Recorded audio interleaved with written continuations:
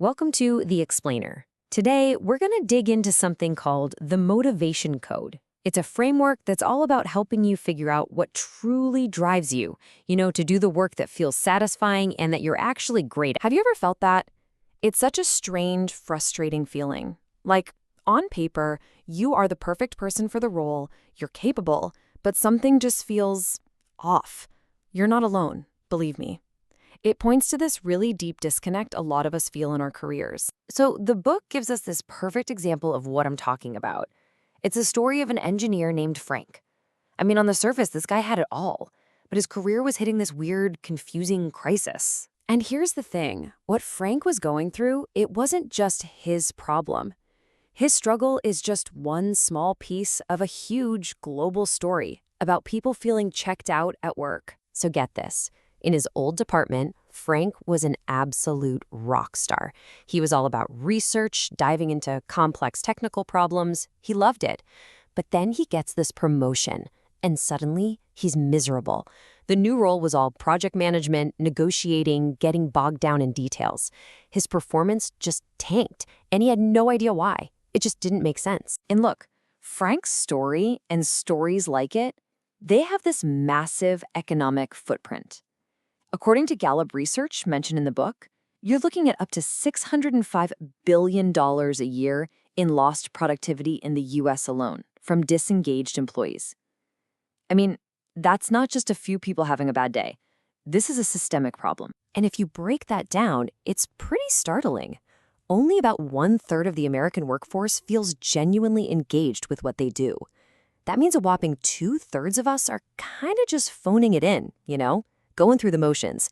That is a colossal waste of human talent and potential. Okay, so why? Why are so many people feeling this way? The book argues it really boils down to a fundamental misunderstanding of what actually motivates people. And because of that, companies are basically using all the wrong tools for the job. You know the drill, right? For decades, these have been the standard plays in a manager's playbook. More money, a fancier title, maybe a corner office, a good job here and there.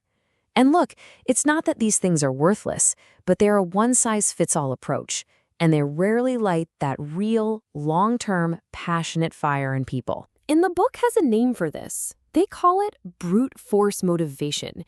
It's this attempt to just hammer everyone into being engaged, as if we all want the same exact things and respond to the same rewards. They use this perfect analogy to explain it. Think of it like this. Brute force motivation is like taking a sledgehammer to a padlock. Yeah, you might bust it open, but you're going to cause a lot of damage and waste a ton of energy. The smarter way, the precision method, is to know the unique combination. Then it just opens, effortlessly. And this points to a really big danger.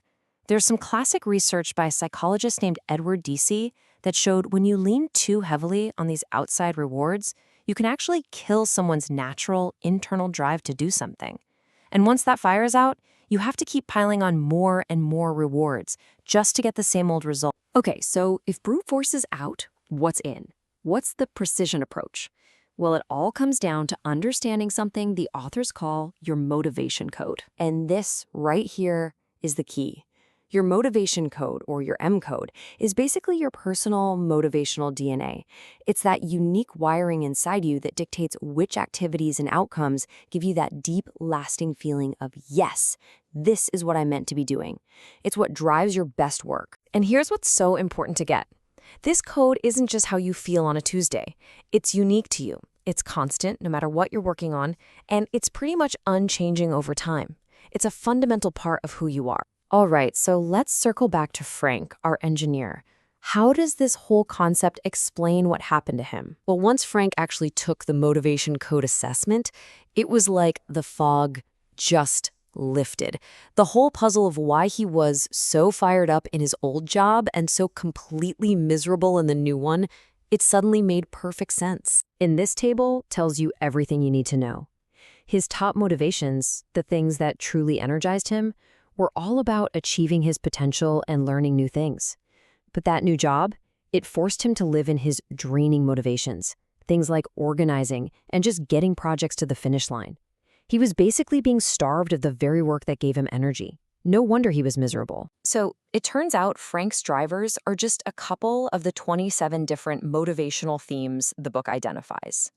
And these themes, they're kind of grouped into families that share a bit of DNA, like visionaries who are all about what's possible, or achievers who are laser focused on getting things done. Okay, so you might be wondering, how do I figure this out for myself without some formal test? Well, the book says the key is actually buried in your own personal history. The idea here is to look back at your achievement stories. You know, those moments in your life, big or small, that you feel really proud of. By walking through these steps, naming it, describing what you did, and then asking why it was so satisfying, you start to see the hidden patterns. You find the real why behind the what. When you do this, what you're really doing is figuring out what kind of fuel you're running on. Because as the book points out, not all motivational fuel is created equal. So, are you running on what the book calls dirty fuels? Things like anger or that burning need to prove other people wrong? I mean, that stuff can work for a little while, but it burns out and leaves you feeling pretty gross. Or are you tapping into clean fuels, the stuff that comes from inside you, from your authentic drivers, like wanting to make a real impact or create new possibilities? That's the stuff that lasts. Look, figuring out your motivation code is way more than just a fun personality quiz. It's about finding the work that doesn't feel like work. It's about finally unlocking a version of yourself that's more productive, more engaged, and just more you. So the real question is, what stories from your life are just waiting to tell you what your code is?